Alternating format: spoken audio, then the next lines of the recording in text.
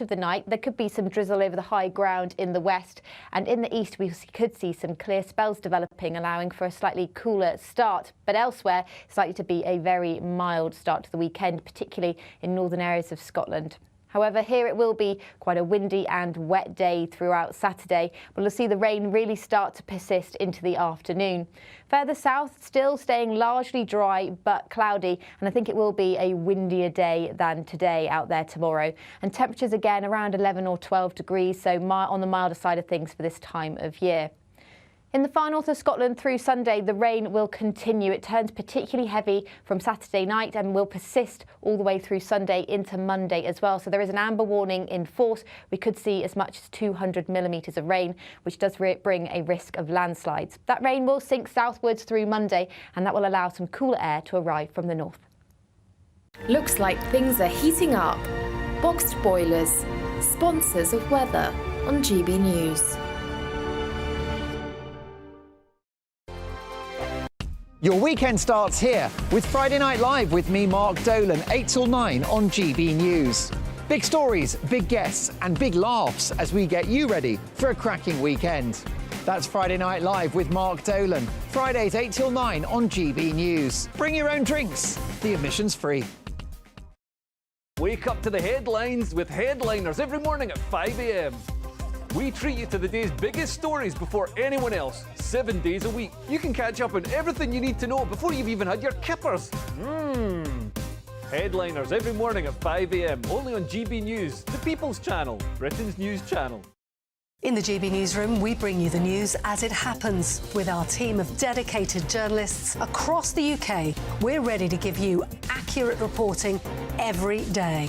When the news breaks, we'll be there with bulletins on GB News, the People's Channel, Britain's news channel. Big news, big debates, big opinion. Patrick Christie's Tonight is the week's biggest show. Every weekday, 9 to 11 p.m, we've got the inside track on the day's top stories. There'll be sharp takes you won't get anywhere else. We will set the news agenda, not just follow it, and I want to bring you along for the ride. Whatever it is, we'll have our finger on the pulse. It's news, but it's this close to entertainment. Patrick Christie's Tonight, 9 till 11 p.m, only on GB News, the People's Channel, Britain's news channel. Good afternoon, Britain. Good afternoon, Britain. Join us, Tom and Emily, To find out what's happening in the heart of Westminster. and why it matters to you. Weekdays from midday, we bring you the most compelling stories from across the United Kingdom. And from your doorstep to our inbox, That's right, we want to hear from you, GB News. Britain's news channel. GB News, unlike other broadcasters, isn't obsessed with the London-Westminster bubble. We think there's a nation beyond the M25, and that's why we talk about the issues that matter across the land. Join me on State of the Nation, 8 to 9 o'clock, Monday to Thursday, on GB News. Daisy's listening, and you should too. I'm Andrew Doyle.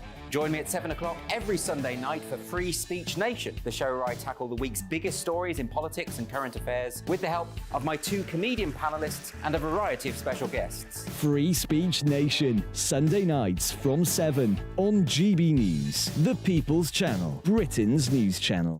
Tired of the usual focus-tested, pre-prepared Westminster runaround? Well, so am I. So you want higher taxes? Is your department to blame for this? Are you rethinking this policy? Every Sunday at 9:30, I'll be sitting down with those in power to get the truth about the issues affecting you. Let's be honest, we've known about the cost pressures of this project for years, not months. That's the Camilla Tominey Show, a politics show with personality. On GB News, the People's Channel, Britain's news channel.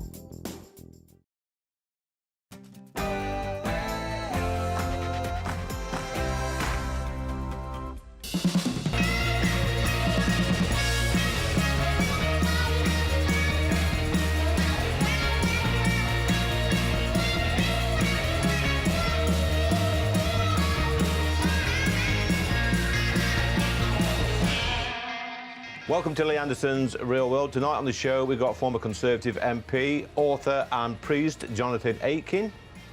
Our resident left in the corner, although he's not in the corner tonight, is Mr Simon Danchuk. He's back on the show for about the 10th time. We've also got human rights campaigner Peter Tatchell. He's on the show for the very first time. Got Paolo Diana. It's her first time on the show as well. She is a podcast host and author. we're going to go back in the day with singer and songwriter Jonah Louie. And joining me for On the Pull is former glamour model Nicola McLean.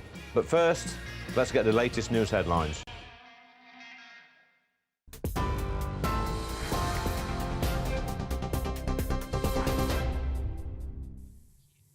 You're with GB News. I'm Sam Francis in the GB Newsroom.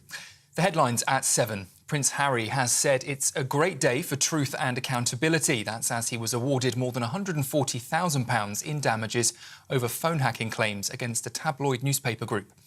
The High Court has ruled that there was extensive phone hacking by the Mirror Group newspapers between 2006 and 2011. In response, the publisher says they apologise unreservedly for any historical wrongdoing. The judge also said journalists were involved in phone hacking at the time Piers Morgan worked for the Daily Mirror.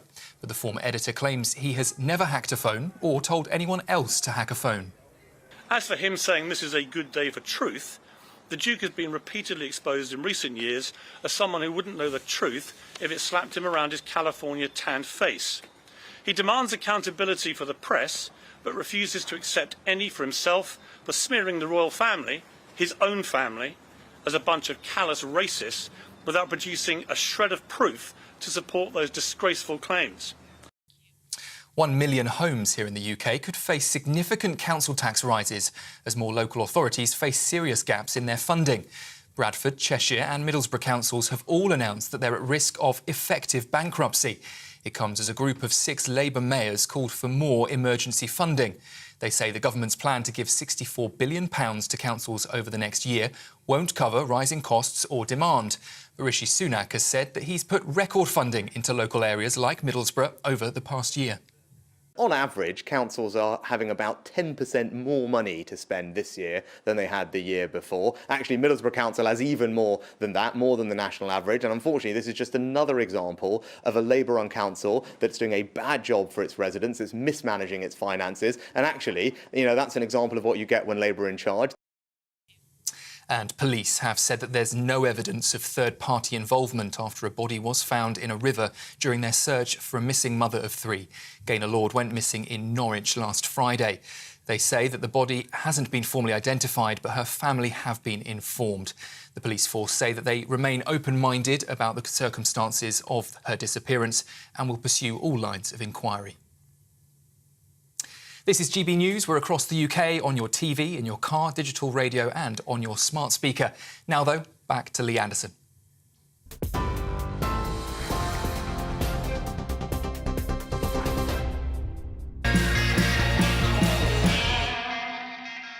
Welcome to Lee Anderson's Real World, and tonight I'm joined by former Conservative MP, Jonathan Aitken. Jonathan, thanks for coming on the show tonight. Great to see you, my friend. Look, author, priest, former Conservative MP, festive time of the year.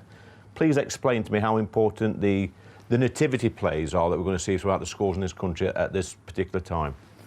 I think the nativity plays are important. They tell a wonderful story. The story originates in Luke's Gospel, but all these shepherds, angels, the birth of a child, wise men, it's marvellous sort of theatrical stuff, but it's also got a deep spiritual message. I wonder how many 5-year-olds actually absorb the spiritual message, but still, it's all part of the Christian faith, it's all part of the historical tradition. So I think we should encourage nativity plays.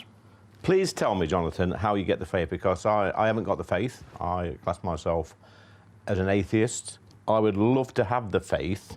I would love to think that there is a better place awaiting us when we leave this earth. How do you get that faith? Well, I got it sort of by accident. And it's very difficult to explain. But first of all, the messages of faith and hope are all around us. And they're like wavelengths. Do you tune in and do they mean something to you or not? If they do, in my case, I came to faith really through failure. I, once like you, had a good, promising political career. I was in the cabinet and so on. And then my world fell apart because of my own mistakes. Yep. Went to prison. And while in prison, I didn't sort of have any instant conversion, but I did go back to some of those old messages, like the nativity plays, and started to think and read the Bible, and started to believe that maybe there was something in all this. And then I said, no, this is a foxhole conversion, I'm just in trouble, I'm just praying. But gradually, God calls, God speaks. And how he does... When you say he speaks, Jonathan, does he just pop up on your shoulder and have a quick word, or are you imagining things? Because I want him to speak to me, and I guess there's people watching this show want God to speak to them. How does he speak to you? Well, it's different in different cases, but a familiar way that he speaks to you is often either a time when everything's going rather wrong in your life, and maybe you're suffering from bereavement or something like that.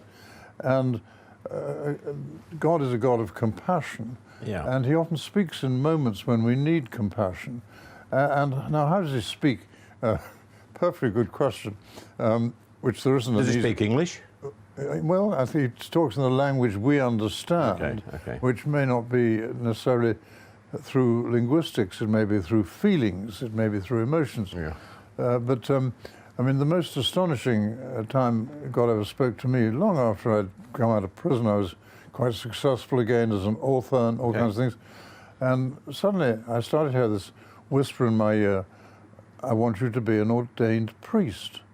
And I said back, if it's you speaking, God, please stop talking such rubbish. I'd be a very bad priest.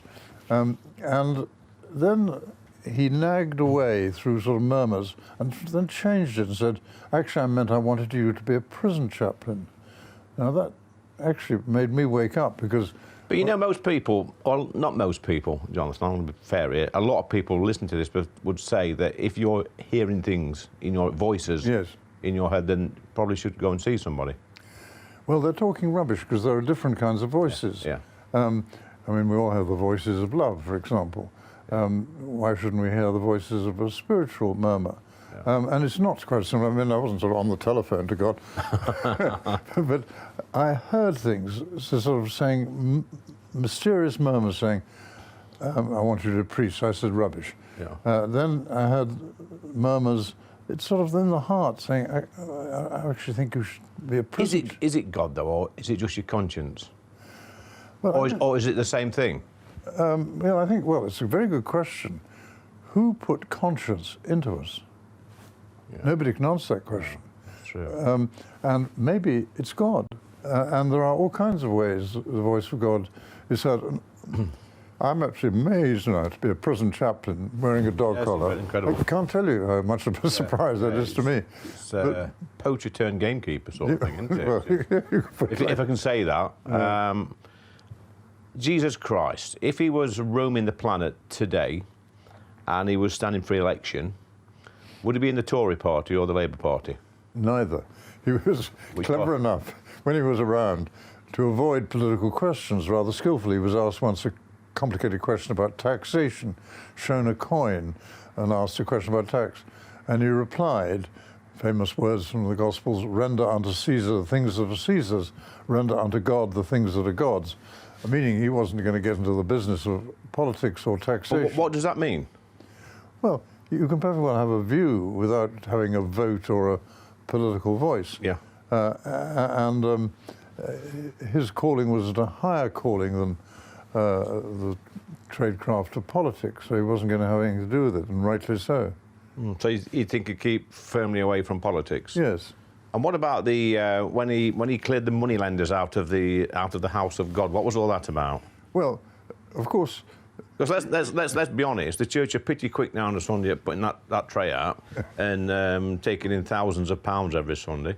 Well, I don't think that's money changing, but what he was objecting to was really sin. I mean, God hates sin, whatever kind it is, and the money changers in the temple were what I think might be regarded now as extremely dodgy and corrupt market traders. They were selling doves to be sacrificed or higher-priced things. And he just said, this has no place in my Father's house, the temple. So he lost his own temper for the first and only time in the Gospels and cleared them out. But he's against sin, and the sin of sort of corrupt extortion by selling things in the temple was wrong in his view. So Christmas morning, people will be getting up, children will be getting up very, very early because they're going to be excited. And I would say, we live in a Christian country still, but probably one of the last things on people's minds, most people's minds, Jonathan, when they're getting up Christmas morning, is Christ. How can we change that? Well, first of all, that's not necessarily true. For example, first thing on Christmas morning, what I'm doing at 9 o'clock is being in Pentonville Prison, taking the service and preaching, giving a talk. Now, I assure you, the guys who come along to that service, strange though it may seem, some of them at least, are highly receptive to a Christian message. Whatever the bad things they've done, they're often deeply unhappy to be separated from their families. Some of them may have remorse, some of them may not, of course, but still, there is a place, even on early Christmas morning, for reflecting and thinking about... We see some of these, especially the violent criminals, the horrible criminals, the ones that do long jail terms, all of a sudden they go into prison after committing these horrible crimes, sometimes come out and go back in again and commit these horrible crimes again, and then they find God. Isn't that a little bit convenient, Jonathan? Yes. For some of these people. It would be, if that was true. And actually, a lot of people said it, I think, about me at the time, how very convenient. Oh, but, yeah. So, I don't think they're still saying it some 25 years later, but maybe they are. But it doesn't matter at all, because, first of all, God knows the secrets of all our hearts. Think of the worst criminal you can imagine. Even that person, no one has fallen so low and done things so bad that they fall beneath the reach of God's grace. Okay. So even those people who've done... I struggle with that one, Jonathan. We're going to leave it there for the time being, because there's been a outbreak of socialism in the room. We've got Simon Danchuk. He's going to join us in a moment for the yes or no quiz. So now it's time for the yes or no quiz. We've got Simon Danchuk, a firm favourite on this show. Welcome back, Simon. And we've got Jonathan. He's still with us. Dead easy. You know the rules. It's a yes or no answer. No slippery or evasive answers. It's got to be yes or no. So we're coming up to Christmas, gents. So the first question, Christmas Day, will you pray? Yes, definitely. Yes. OK, for you, Jonathan, a political question. Should we introduce PR voting? No. No. No. I like that answer. Simon, Christmas is a time when people eat a little bit too much. I'm looking at me and you. We've probably ate a little bit too much, and we're going to get fatter and unhealthier. Should we have a tax on junk food? No. No. That's it.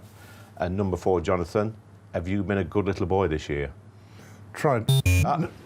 See, you slipped up. Yes, absolutely. So you've slipped up as well. So yes, absolutely is not a correct answer. It's got to be a yes or no. This is quite pathetic. And fifth and final question, Simon, can we get the Rwanda plan to work? Yes. No. So I make that actually 4-4, so that's not bad actually. You got 4 out of 5.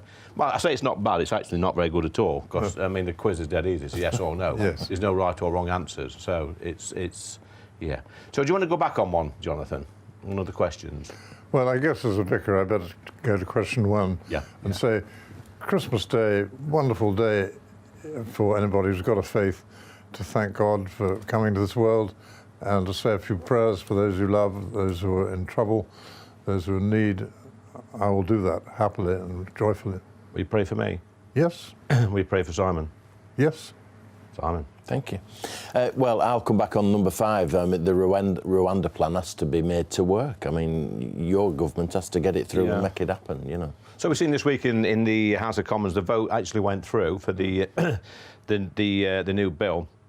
Now, my theory, if you like, or my reasoning to support the second reading was, the bill's not there in total, and we need to strengthen it, and to vote against the second reading, well, we just kicked it out straight away. We need to take what we've got and then go through a proper debate now and try and strengthen the bill to make sure that it does work, because there's no point at all, Simon, is there, voting for something that doesn't work? No, absolutely, and we've been there before, but the public, the majority of the public, want this to work and want it to happen. So it's the will of the people.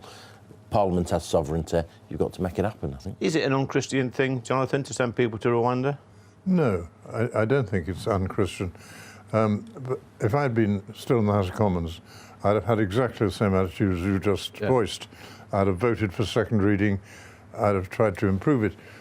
The reason I think it's going to have great difficulty working is because of the legal challenges which are likely still to tie it up. But I like to be proved wrong. Well, there you go, gents. 4-all in the quiz. That's I think you've done better than that before, Simon. I'll try harder. I thought you was getting the hang of this, but a good first effort from Jonathan. Look, do not go away, because coming up after the break, we've got the award-winning songwriter and singer, Jonah Louie.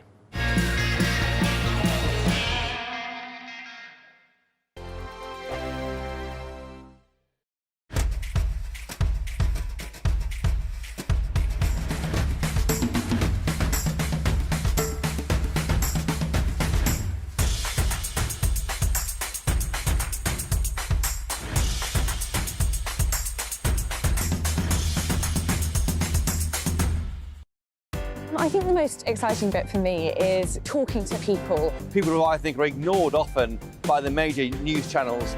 We're going to give news they want to hear. There's a voice there that needs to be heard. I think there's a chance here for a diversity of opinion to be expressed, which you don't find elsewhere. It's really exciting. We don't hold back. We're free to say how decisions that are taken here affect us all around the country. Only on GB News, the People's Channel, Britain's news channel. There's only 3 people you can trust in life. Your doctor, your lawyer, and your nana.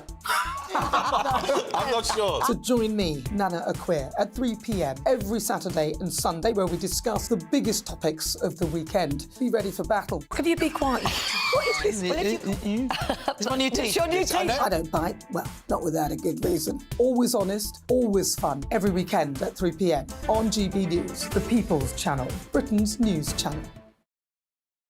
I'm Michelle Dewberry, and I'm not here to tell you what to think. I'd much rather hear what you have to say. So send in your opinions to gbviews@gbnews.com. Keep them clean, and you never know, I might read them out. With my panel here on Jubes & Co, we debate, we get stuck into the issues of the day on a show where all views are welcome, especially yours. GB News, the People's Channel, Britain's news channel. Join us every night on GB News at 11 p.m. for Headliners, which is 3 top comedians going through the next day's news stories, which is exactly what you need, because when the establishment has gone crazy, you need some craziness to make sense of it.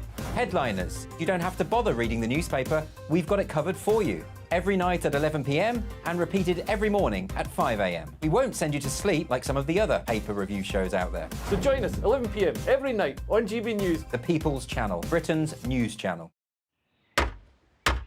Who is it? We're here for the show. Welcome to the Dinosaur Hour with me, John Cleese. I was married to a therapist. And you survived? I thought we were getting Hugh Laurie. Second best. You interviewed Saddam Hussein. What's that like? I was terrified. I'm playing strip poker with you 3. Oh! No, thank you. My CDs need to be put in alphabetical order. Are you going to be problematic again? The Dinosaur Hour. Sundays on GB News.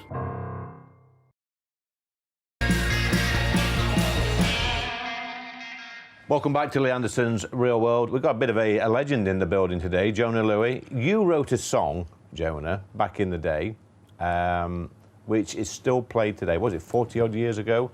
This song, Stop the Cavalry. How did that come about? How did what come about? The song. Well, there was a melody first, and then I thought about the lyrics, and the first thing I thought was, that came into my mind, Can You and the Gallantry would scan nicely with da-da-da-da-da-da-da, which is the last bit of a part of the song.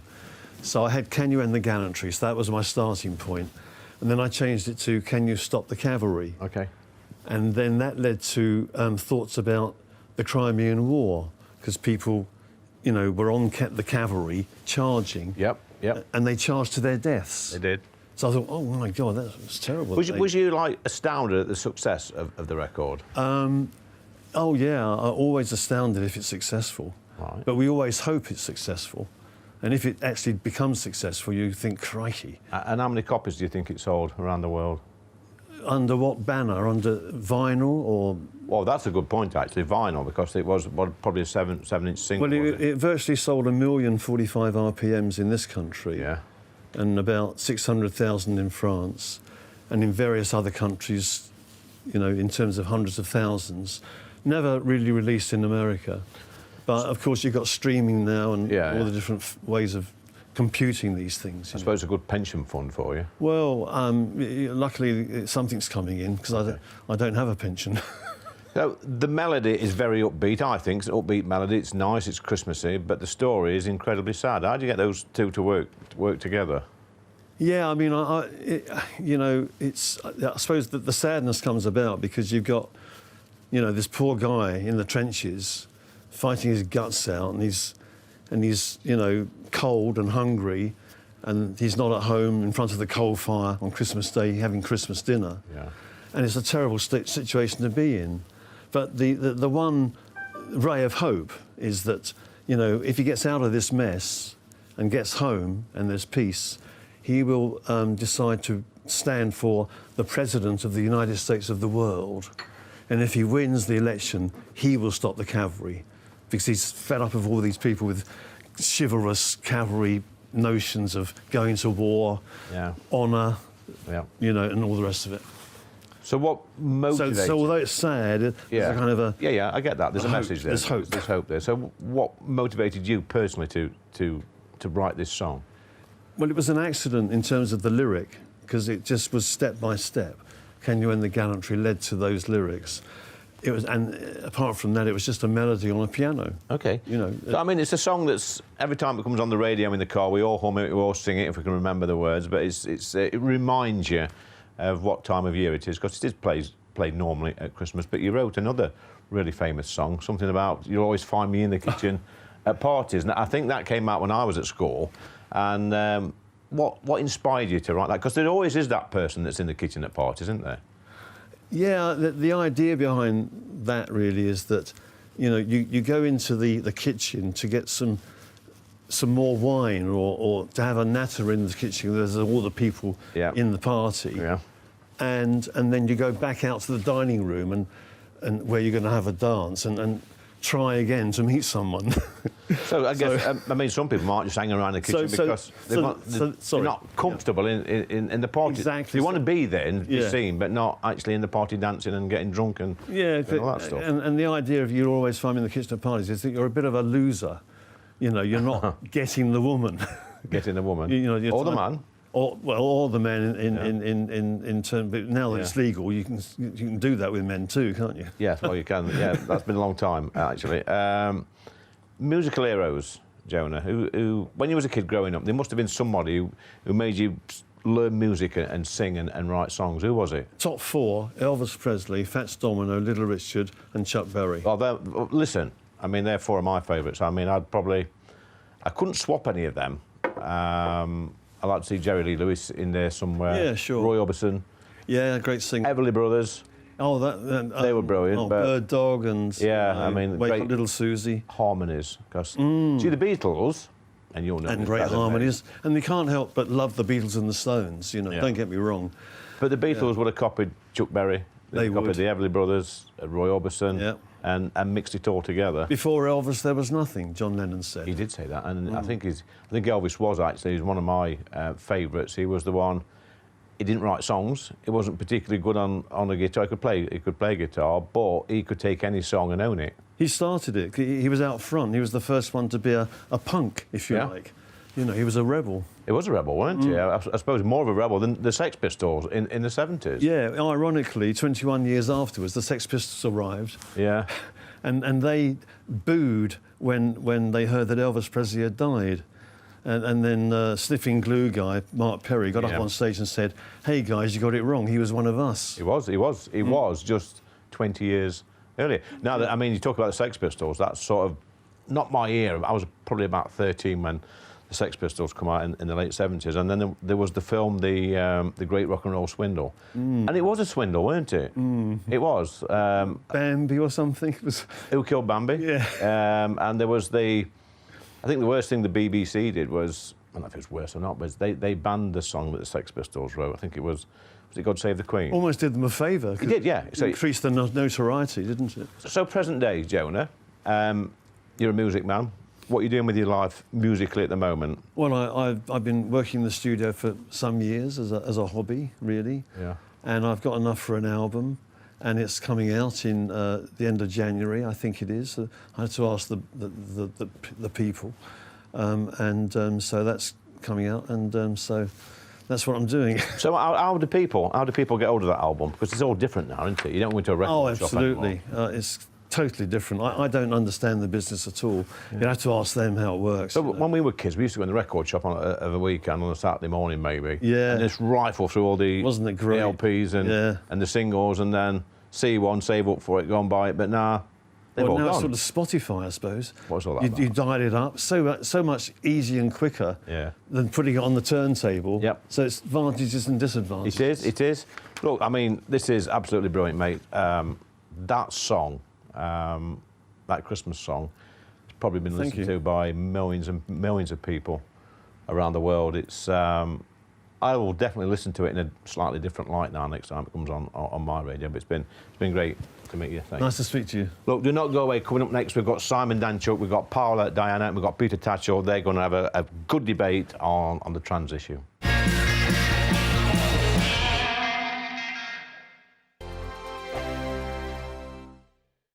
Your weekend starts here with Friday Night Live with me, Mark Dolan, 8 till 9 on GB News. Big stories, big guests and big laughs as we get you ready for a cracking weekend. That's Friday Night Live with Mark Dolan, Fridays 8 till 9 on GB News. Bring your own drinks, the admission's free. Wake up to the headlines with headliners every morning at 5 a.m. We treat you to the day's biggest stories before anyone else, 7 days a week. You can catch up on everything you need to know before you've even had your kippers. Headliners every morning at 5 a.m, only on GB News, the People's Channel, Britain's news channel. In the GB Newsroom, we bring you the news as it happens. With our team of dedicated journalists across the UK, we're ready to give you accurate reporting every day. When the news breaks, we'll be there with bulletins on GB News, the People's Channel, Britain's news channel. Big news, big debates, big opinion. Patrick Christie's Tonight is the week's biggest show. Every weekday, 9 to 11 p.m, we've got the inside track on the day's top stories. There'll be sharp takes you won't get anywhere else. We will set the news agenda, not just follow it, and I want to bring you along for the ride. Whatever it is, we'll have our finger on the pulse. It's news, but it's this close to entertainment. Patrick Christie's Tonight, 9 to 11 p.m, only on GB News, the People's Channel, Britain's news channel. Good afternoon, Britain. Good afternoon, Britain. Join us, Tom and Emily, To find out what's happening in the heart of Westminster. and why it matters to you. Weekdays from midday, we bring you the most compelling stories from across the United Kingdom. And from your doorstep to our inbox, That's right, we want to hear from you. GB News, Britain's news channel. GB News, unlike other broadcasters, isn't obsessed with the London-Westminster bubble. We think there's a nation beyond the M25, and that's why we talk about the issues that matter across the land. Join me on State of the Nation, 8 to 9 o'clock, Monday to Thursday, on GB News. Daisy's listening, and you should too.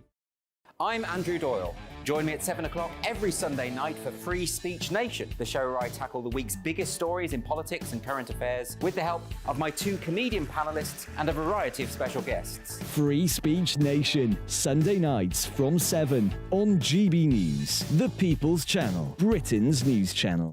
Tired of the usual focus-tested, pre-prepared Westminster runaround? Well, so am I. So you want higher taxes? Is your department to blame for this? Are you rethinking this policy? Every Sunday at 9:30, I'll be sitting down with those in power to get the truth about the issues affecting you. Let's be honest, we've known about the cost pressures of this project for years, not months. That's the Camilla Tominey Show, a politics show with personality. On GB News, the People's Channel, Britain's news channel.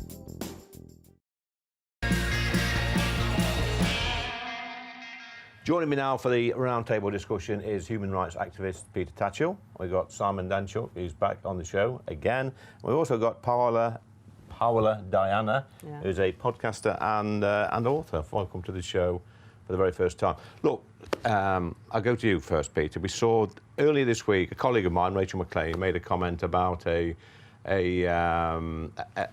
political candidate who was is a man, but is now identifying as a woman. And I think the comment was something like, "It's a man in a wig." Is that an acceptable comment? I think it's a pretty outrageous and offensive comment, particularly because she was attacking the Green Party candidate, Melissa Poulton, who had, on social media, supported the 50-50 campaign to get more women MPs in Parliament. She was encouraging women to stand for Parliament. And that's a very important good cause, because although women constitute 52% of our population, only 35% of MPs are women. So what Melissa Poulton was doing was really good and really positive.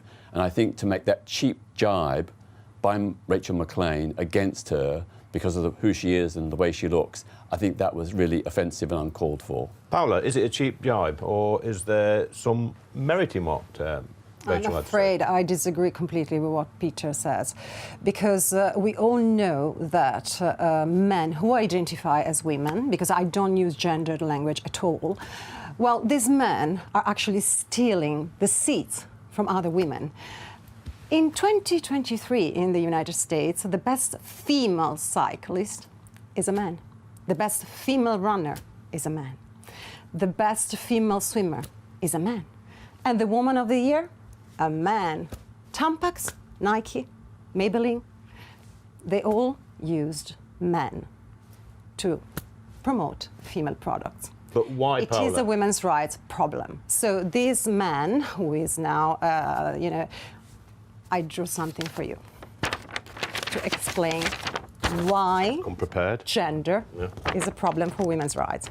First of all, we have to identify that gender is, and gender ideology is different based on age and based on sex. So biological sex, here are older men. Older men are affected by this ideology, but it's mainly a sexual fetish for them.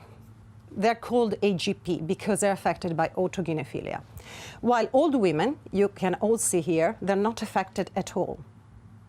No older woman. Hang on, with respect, we're getting away from the core issue, which is better women's representation in Parliament. Let me talk. That's why. That's why this issue arose. Let's calm things down a bit, Paul. For one moment. No, it's very important that we talk also about children and young adults, because gender ideology is affecting children's rights as well. Yes, but Simon's looking very lonely there in the middle. Simon, just chip in with And this. between these two, well, I think this is a really interesting analysis. In terms of Rachel McLean, I think she has the right to say what she wants. There is clearly a distinction between trans women and women, and it's right and proper to draw a distinction between the two. You can't just this Melissa person you can't just put an ill-fitting wig on, some lipstick, call yourself Melissa, and then expect everybody to buy into you being a woman. I'm sorry, it's just not. You know, you're away with the fairies if you think the general public buy into that. They just don't. Well, that's interesting. Away with the fairies, ill-fitting wig. Is Simon right, Peter? But why move away from the issue that Melissa was rightly highlighting, the underrepresentation of women in Parliament? She was making the case for more women MPs, and instead of addressing that issue, Rachel McLean chose to make a mockery of the way she looks and her gender identity. Now, Simon is absolutely right. There is an absolute distinction between women and trans women. They're not the same. One is based on chromosomal sex, the other is based on gender identity. They are different, but equally valid. And I think we need to not confuse the two. Sex and gender identity are two different things, and my view is live and let live. Paula, I can see the cogs rolling round. You want to come back on that, It's a huge women's rights problem, Lee. Yeah. And we have to address it as it is. So this type of men, they're stealing women's seat. So it's a mockery that this Melissa man, who is a he, is talking about women's rights. Because if he eventually will be elected, he's stealing a woman's place. Okay, so it has to be very clear that gender ideology, that is the ideology behind this behavior, is promoting sexual fetish, okay, and is harming children because they need young people and children to believe in gender ideology that is a fantasy in order to validate their sexual fetish. So a mother like me wants to be called a mother, not a birthing person, because these people use this language, okay? They use chest breeder. No, I'm a mother. I feed my babies, okay? I'm a woman. I'm not an uterus haver, a cervix haver, or all this language. Sorry for the word, but this is the reality. It's a nonsense language. And I urge each one of you, particularly if you're a father or a mother, to don't use gender language. Because if you use it, you're validating this ideology that is highly dangerous and wants to erasure of female identity. Paula's got a point that this man, and let's be clear, most people will think he is a man with a wig on. Whether it's ill-fitting or not, I don't know. But it is a man with a wig on, identifying as a woman. Is he stealing women's jobs and women's rights? This is a storm in a teacup. Okay. There are no trans women in Parliament. The idea that somehow women MPs are under threat, that is a nonsense. It's a scaremongering tactic, and I think it does not befit a democratic Parliament and a democratic people to demonise trans people when there is no threat to women's seats. But it's becoming increasingly serious because Labour's proposals, what they are contemplating is making it an offence, an aggravating offence, to label somebody incorrectly, and that is a serious issue. I would be totally opposed to such legislation, but they are contemplating, if they get into power, making it an aggravating offence to misgender somebody, and that's where Rachel McLean would then have a serious problem. Exactly. And that's totally wrong. Thank you. I'm also against criminalisation, but I think it's just common decency to be respectful for other people. Even if we disagree with them, just show respect and kindness. There's too much hate and prejudice in this world. No, this is an excuse. Paula, you're a woman. I reject gender language. Okay, so put me in prison. It's hard for us. Well, it's difficult for me to know how furious you are being a woman. You can have babies, you can feed babies, you can do all that. How difficult is it to accept this? Well, you can't accept this nonsense. I can't. It's nonsense. And many women like me, and also men, are opposing this nonsense. The Labour Party doesn't know still, but he will see that we are fighting back. We will fight back in the streets, in the toilets, in the single-sex spaces. We will not let this nonsense Sounds like Churchill. win. Sounds like a Churchill speech, that does. Never. Peter, Never. I mean, we see this, Melissa. You know, back in the day, years and years ago, if people had been hanging around with men, especially with wigs on, and going into women's changing rooms and women's safe spaces, they'd have been locked up. Yeah. Well, hang on. Women have been going into trans women have been going to women's spaces for decades without a problem. I've got a friend who works in a women's centre in the north of England. That centre, with the agreement of both the staff and the women users, has accepted trans women for 7 years. There's never been a problem.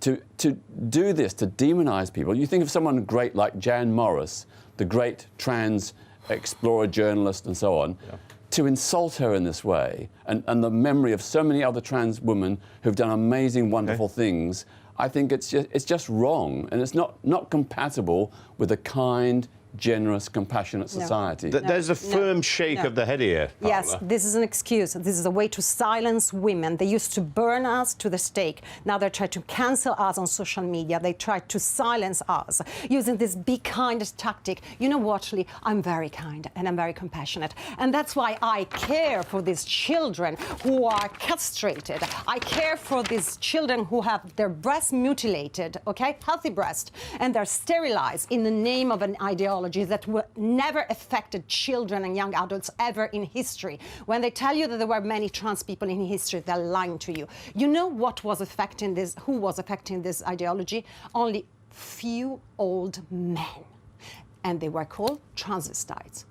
That's it. It's only because of pornography online and social media that now in the Western countries we have this social contagion. And we have to address it before it will destroy our society, our family values and women's rights. Powerful stuff, Paula. Simon, do you want to come back on that? Yeah, well, I agree with Paula. In terms of young people, it's gone far too far. It is child abuse. I mean, the ability for children to have medical interventions is wholly inappropriate, and I think we'll look back in years to come. We'll look back in years to come and think that's been a big mistake. So a bit one-sided, this. Probably Peter on his own on this one. Peter, final 20 seconds. Children are not being medically and surgically changed. There's no surgical abuse of removal of breasts or hormonal genitals therapy and so on. That is not happening. It's illegal in this country. Plus, some young people, a small number, are receiving hormone therapy, but it's reversible. And it's not. It is done with in 99% of cases, it's done with parental consent after many years of counselling and support. Look, these are dangerous times we live in, not. Peter. This debate, it scares the hell out of me, especially for our young people. Well, look, still to come. We've got reality TV star Nicola McLean. Do not go away.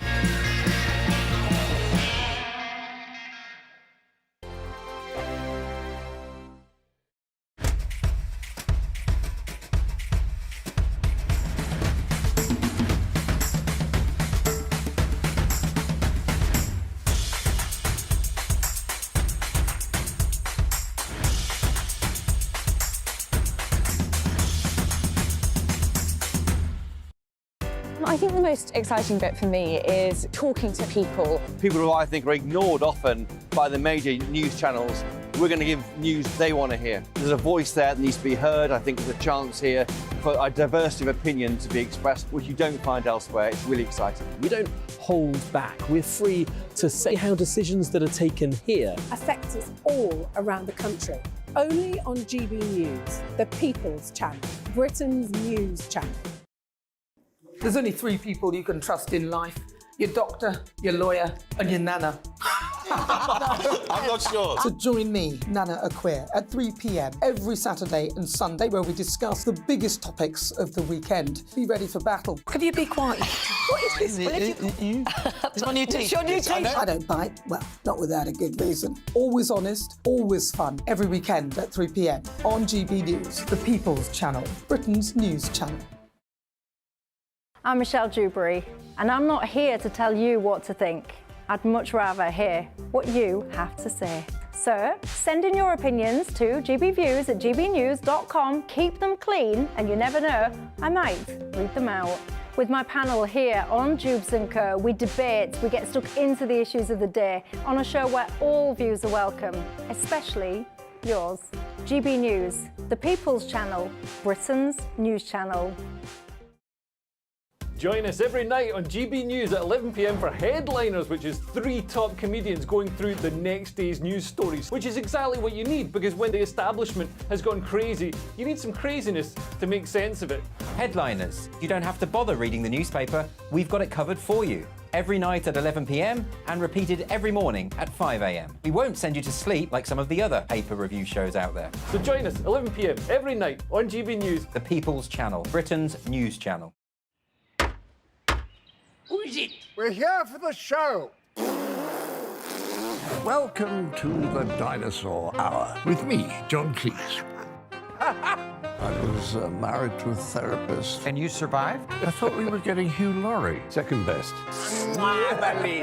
You interviewed Saddam Hussein. What's that like? I was terrified. I'm playing strip poker with these 3. Oh! No, thank you. My CDs need to be put in alphabetical order. Are you going to be problematic again? The Dinosaur Hour. Sundays on GB News.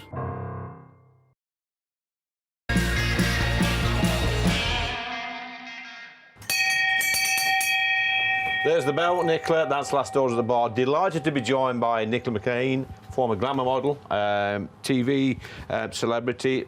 Celebrity Jungle, did you do that? I did, yeah. I did The Jungle and Big Brother 3 times. Right, glamour model. Yeah. Page 3 model. Yeah. We don't see page 3 anymore, Nicola. I mean, is that a good thing or a bad thing? I think it's a bad thing personally, because I think that women should have a right to do it if they want to, or not if they don't, obviously. And I think that what we forget is when the feminist campaign to stop page 3, there was lots of girls doing it, so you put lots of girls out of a job, and then unfortunately they then had to find another job, which went on to OnlyFans. Loads of people joining OnlyFans. OnlyFans, just for the more ignorant amongst us, what is OnlyFans? So it's a social media platform that people have to pay for. So if you want to look at, I don't have an OnlyFans, but if you wanted to look at my OnlyFans, you'd have to pay an amount that I set. So girls are sort of £20 a month, and you can see exclusive content, but it is more on the pornographic side. It's not just girls, you know, doing an outfit change. It's like on Instagram, it's more sort of pornographic. So is it easy money? I think that, you know, say for me with my following, if I did it, I think, you know, I'd probably the first month earn like about 80 grand. Really? And then once... 80 grand? Yeah. And how much would somebody like me earn on there? Nothing. Really? Yeah. OK, so it's a dangerous place, it's a dark place. For me, I think that, you know, you get addicted to the money. As I say, I've never done it, but I know loads of girls that have. You get addicted to the money, but to keep the punters interested, you have to do more and more and more. Yeah. You know, if you do just topless on it, that gets boring, doesn't it? So then you go to nude, then you start to do other things. So I think with the feminists stopping page 3 in lads mags, they've driven girls to go even further than they would do. So it's a dangerous place, especially for young girls who see easy money. I think it's been really bad. I think even for like the normal girl who would never have even thought to do page 3, they see these girls earning extraordinary money, and they want to be part of it, but they don't realise what these girls are actually doing for the money. And you think this sort of, well, it's a job in effect, can come back to haunt them in later life? Yeah, I mean, I think that we've got to be teaching young people that even when you delete something, once you've put something online, it's there forever. You have to, you know, young kids need to know that. I've got a 17 and a 13-year-old. I'm always telling them this. And, you know, it's like me, isn't it? You know, when I did page 3, I was 18. Absolutely fine. I never thought about when I was a 42-year-old mum of teenage boys and the fact that when their friends Google me, they see things that my kids probably wouldn't want them to, or don't want them to see. And, you know, you've got to navigate that. So, you know, yeah, things come back to haunt you, don't they? Definitely. So there's another side to you, Nicola, apart from the glamorous side and the modelling and the TV stuff, which is a condition you've got called ADHD. Yeah. Now, some people scoff at that word or that condition, but it is a serious condition. How did it affect you? And what age was you when you discovered you'd actually got ADHD? So I had a child diagnosis, but never medicated. And then, you know, once I got to sort of 16 and you move on to being an adult, just never really thought about it. But it's affected, like, if I look back now and I watch myself in Big Brother and I think, I feel sorry for myself. Like, I was really struggling. You know, it affected, I found my driving test 9 times because I could not concentrate. As you know, now I'm medicated, life is much easier. You know, I was bulimic. I made myself sick every single day from 11 until I was medicated a year ago. So, you know, it presents in such different ways, and especially for women who mask so much. You know, I might appear normal to people, but actually inside, you know, the ADH, the hyperactiveness, I mean, I am quite hyper anyway, but my brain is so hyper before I take the medication. Do you know what I mean? So I totally agree that people do go, oh, ADHD, because I think it's being thrown around too much. It's become trendy. It is, and saying that, Nicola, a few months back, I made a comment about ADHD with some of the families, especially the children, because I've dealt with loads of families with children who've got genuine ADHD. But I made a comment that some parents, not all parents, some, I think, are abusing the system and labelling their own children as ADHD to make excuses for their behaviour and get extra benefits. Is that fair? I think it's really fair, and I also think that a lot of it is lazy parenting. I think that as soon as a child is naughty, rather than parenting and teaching correct behaviours, it's like, oh, they've got ADHD. It's like, no, they haven't got ADHD. ADHD doesn't always present as naughty. It doesn't, you know. And I completely agree with you, and I think, why have we lost the right to be able to say say what we think without being, you know, chastised for saying what is the truth. People are using ADHD. Celebrities are using ADHD because it's become like a cool thing to talk about. It's like, actually live with ADHD. It is not fun. No, it is really not fun. But when you, Nicola, when you label a child as having ADHD, that's sort of a disability. Yeah. They then grow up thinking they're different, they're not normal, they're disabled. When they get to 16, 17, 18, they're going to feel pretty poor about themselves, aren't they? Listen, I genuinely believe if a child has got, if you think your child really has ADHD, they need a diagnosis because it helps with everything. Even if you're not going to medicate, which the medication can bring, you know, it stops growth, it stops people eating a lot, so it can bring a lot of problems. But so even if you're not going to medicate, you have to get the diagnosis, advocate for the diagnosis, because at school, you know, rather than being on report all the time, teachers might understand that it's just a bit trickier to sit still for that long. Or, you know, I blurt things out. I get so excited if I know, if I'm sitting in a conversation and I know the answer, I'm like, woo, pick me, you know, because so if a kid's doing that in school, they're just naughty, disruptive. So I think it's really important to get a diagnosis. But if your kid is just naughty and you're fighting for that diagnosis so that you don't look like a bad parent, or you want, you know, more money for benefits, then you're a really... Well, so you should know, you've got ADHD, you've been medicated, that's changed your life. Yeah. You've got two boys as well. I think what we're going to do now, because we're behind the bar, Nicola, it's time for On the Poll. We're going to bring back one of our previous guests, which is Paola Diana. Hello. She's going to come back. She was fighting it out earlier in the debate. She was very good. So the task is simple. A pint pot each. You've both got a pump, a San Miguel, and I think that's a Heineken, I think it is. So if you go for it, you do the end one, the San Miguel, Paola. And I do this one? Okay. Go together. Go for it, ladies. Well, I can see you've done this before, Nicola. I have. I used to work in a very pub. good. Paola, is that an Italian lager? Is that how they drink it in Italy? I have no idea. It's a shocker. If you just slap it on the bar, ladies. Esme, are you there, darling? I am, Lee. Do you want to come in and judge, well, a pint and... complete opposites. What do you think? For Nicola, out of Nicola, definitely 10 out of 10. Philip's obviously done it before. And Paola? Paola, I think we'll go for a 5 out of 10. And that's you're being lying. kind. You're That's lying. being kind. Judge it correctly. That's Thank you, Esme. It's a learning curve. I learned. So we've got a 10 and a 5. I think that's pretty straightforward. Obviously, we spoke earlier, Paola, about women's rights being eroded in this country. You're two women. How does it make you feel when you see this nonsense of men, you know, just slapping a wig on, putting a skirt on, and you know, masquerading as a woman in sporting events, in changing rooms, in swimming baths? I'll start with you, Nicola, first, and then... So I feel like I'm a massive supporter of the LGBTQ plus community. I really am. And I think that everyone should have a right to be who they want to be and live without judgment. I feel like when we're getting men who have raped women, then deciding they're going to be female and going into female prisons, it's just not okay. Women are not. We're still put in so much danger as women.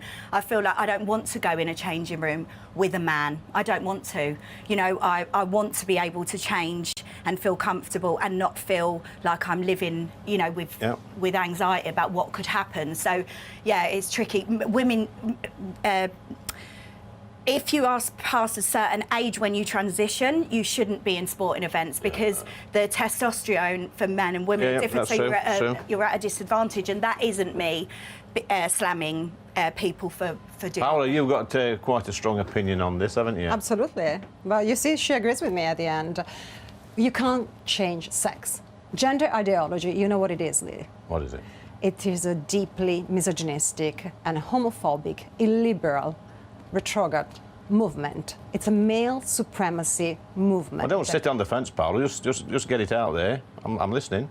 Good, but it's important that people feel it, the urgency. It's dangerous. It's a dangerous movement because they want to take off freedom of speech. They want to take off children's rights and women's rights.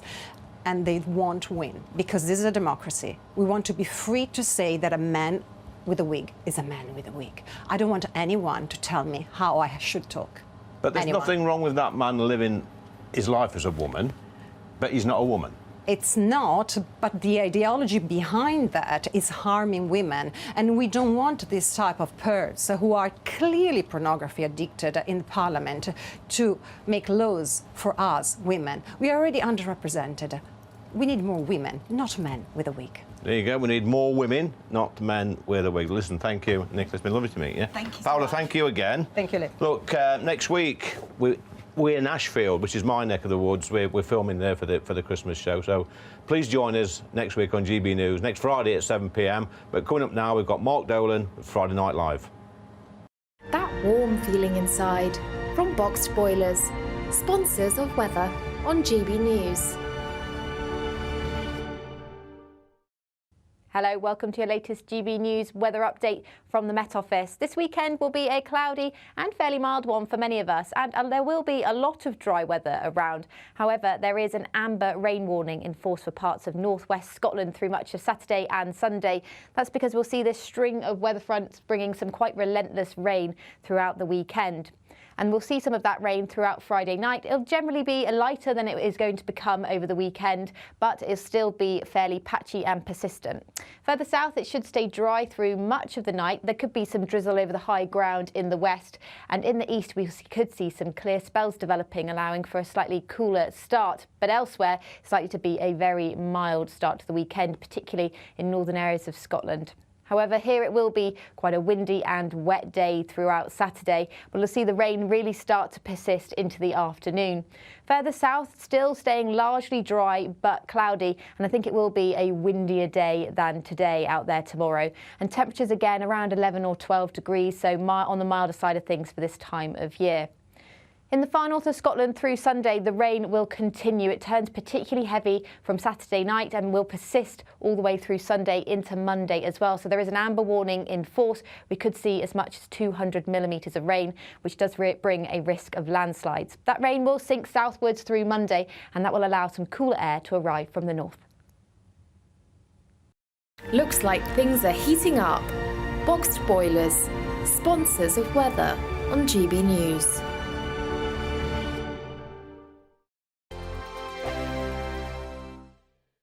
Your weekend starts here with Friday Night Live with me, Mark Dolan, 8 till 9 on GB News. Big stories, big guests and big laughs as we get you ready for a cracking weekend. That's Friday Night Live with Mark Dolan, Fridays 8 till 9 on GB News. Bring your own drinks, the admission's free. Wake up to the headlines with headliners every morning at 5 a.m. We treat you to the day's biggest stories before anyone else, 7 days a week. You can catch up on everything you need to know before you've even had your kippers. Headliners every morning at 5 a.m, only on GB News, the People's Channel, Britain's news channel. In the GB Newsroom, we bring you the news as it happens. With our team of dedicated journalists across the UK, we're ready to give you accurate reporting every day. When the news breaks, we'll be there with bulletins on GB News, the People's Channel, Britain's news channel. Big news, big debates, big opinion. Patrick Christie's Tonight is the week's biggest show. Every weekday, 9 to 11 p.m, we've got the inside track on the day's top stories. There'll be sharp takes you won't get anywhere else. We will set the news agenda, not just follow it, and I want to bring you along for the ride. Whatever it is,